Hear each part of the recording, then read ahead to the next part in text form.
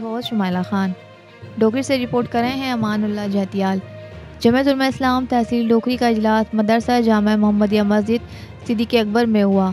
इजलास की सदारत जमीयत उलमा इस्लाम तहसील डोकरी के अमीर हाफिज़ मोहम्मद उस्मान जहतियाल ने की।